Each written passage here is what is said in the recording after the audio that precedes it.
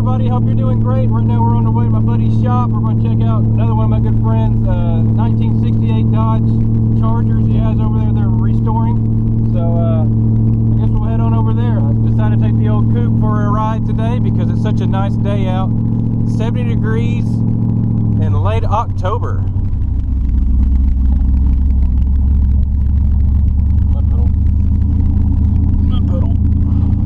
Made it out here. Check out Chris's 1968 Dodge Charger RT 4-speed car. What do you think, Chris? Pretty excited. Pretty excited to get this thing down. Get the quarter. What all did he do to it? The quarters, the doors, got them all hung. The whole back half of this car is brand new. Yeah, the whole back half of it was gone. The last time I was here. That looks crazy. There's a back half of this car. It's moving right along with it. Man, look at that. Shuts like a glove. Fits like a glove, I should say. Doing a good job massaging all that metal, getting it all together. See what you guys think. Leave a comment in the video if you guys like this car. A lot of people have been commenting on this stuff, where it's been. I think I took a video of his brother Matt's car. I think I did, and everybody's commented on that. So we'll have to do an update on that here soon. Check out his other car. What is this? A 1971. 71 convertible. Cuda convertible. I didn't even look at the front of it. John's had this car for a while. Another cool car he's been working on. It's one of his, many of his collection. Pretty cool car. I like it.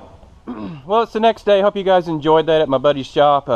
If you guys want to see more videos like that, let me know. I don't know what you guys want to see, honestly, but I showed up at another friend of mine's, well, a friend of a friend's house. I'm going to mow their yard for him, help him out a little bit. So I guess we'll get cracking doing that right now. Well, the yard's mowed. We'll move on to the next thing. Well, we're back. I got everything unloaded, and I'm glad that's done. I hope she's happy with that. Next up on the docket is we're going to be working on the old heavy Chevy here. The electric cutouts quit working. I don't know why, so I need to figure that out. So I'm going to back it up somewhere right here in the middle, put it up on jack stands, and crawl underneath there. We'll figure out why the electric cutouts quit working. I got the car up on jack stands. I crawled underneath there, and everything's hooked up. All the wiring looks great. So I went inside the car here, and I took down all the wires and unhooked everything so I can get to it. And I got to this little box right here, and it's got, this is the controller box form for the electric cutouts or whatever, the key fob, and you can hear it. It's working. Listen.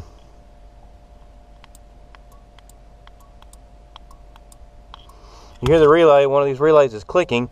I get power to it and ground to it. I grounded out one of the other sides and they opened up. So I don't know if it's just, I guess it's just in this box. It's gone bad. So what I'm going to do is, this is the switch that came with them originally. I'm just going to wire this thing in just temporarily, and we're going to see if those things work. And if they do, something inside that little key fob box crapped out on me. Story of my life.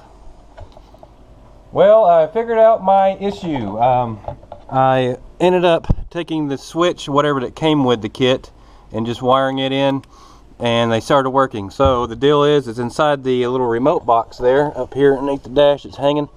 Something's going on with that. I don't know what it is. You hear a relay clicking like I showed you guys. So I'm going to take that thing out and get in contact with Quick Time Performance, and we'll go from there.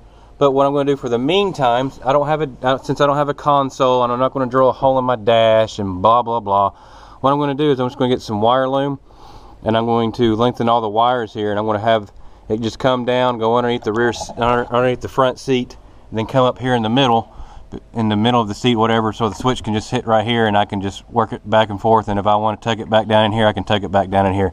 Not a big deal. I mean, it'll be all right for now until I get all that figured out with the key fob situation, key fob controller or whatever situation.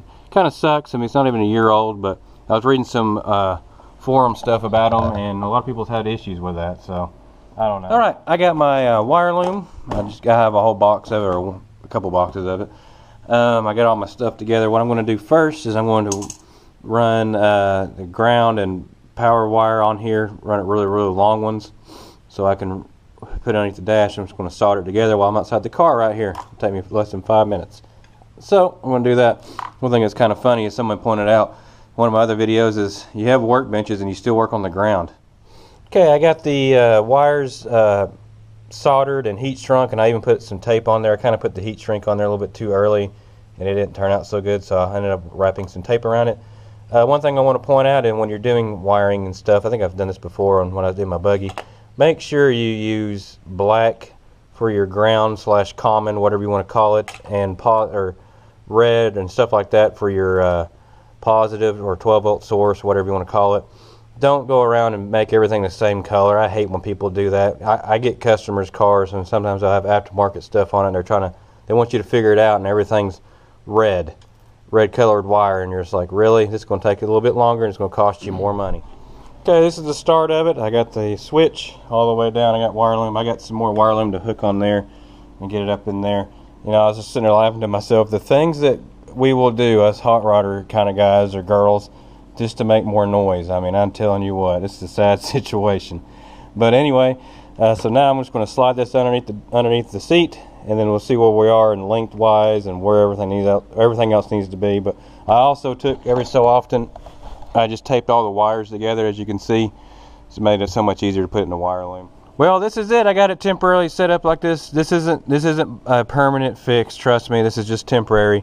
If it becomes a more permanent fix, if I can't get the whatever fixed or whatever, the key fob, then what I'll probably end up doing is just taking it and tucking it down behind the carpet, underneath the carpet, and running it all the way down through here. And there's a seam that runs down through here. You can see it actually right here. There's a little bit of a seam. And what I'll do is I'll just bring it up to the seam and have it come up to the seat right here. You can see that in the dark. Not a big deal, not the end of my world. Okay, I got her up and running. She's been running for a few minutes. Let's see how well it sounds. Or, I mean, obviously it works, but I'll show you guys. I ended up putting a dot of whiteout right there on, because I know that side will be the opening. You go that way.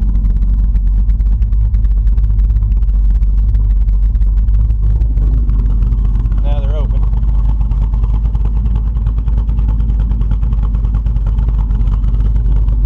Then we'll close them.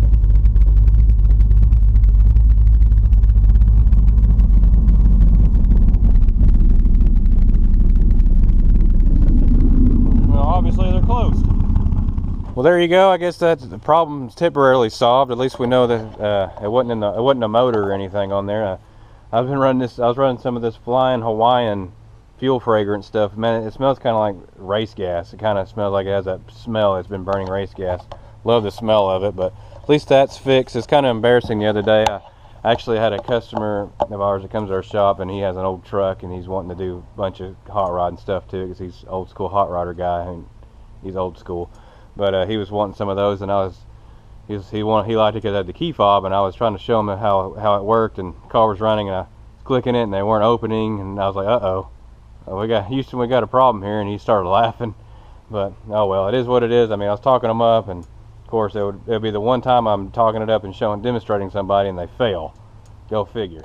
This is some of my fuel fragrances. I just thought I'd show you guys this. This is what I just showed you, the Flying Hawaiian. This is my favorite, the Pina Colada. Man, it smells awesome. And I got some cotton candy. This stuff, you know, it's not that great. I guess that's it for this one. Like I said, that was just a temporary fix for that. We'll see what we can do with this. I'm going to email the company right now or tonight and see what we can do about that. That just sucks, you know. Oh, look, there's a date right there. Look at this production date on here. What was that, 11/16? I'm looking through the camera, 2017. So not even a year. Almost a year, but not quite. It's already broke. Oh well. What can you do? It's electronics. They all break at some time or another. But I guess that's it. So I hope you guys liked the video. I guess I'll catch y'all next time. And some people were asking, where in the world have you been? I've been working like crazy. I've been kind of busy doing a lot of this and that. I've been doing a lot of stuff I haven't filmed. Some stuff I have filmed, I just haven't put it together yet. I've been kind of lazy, honestly. Just been a real slacker. I don't know. Anyway, but that's it. I'll catch y'all next time. Y'all be good to one another. Enjoy life while you got it. You don't know how long you're here for. You're here one day, you're here, and the next day you're gone. It's just the way it goes in life. See y'all next time.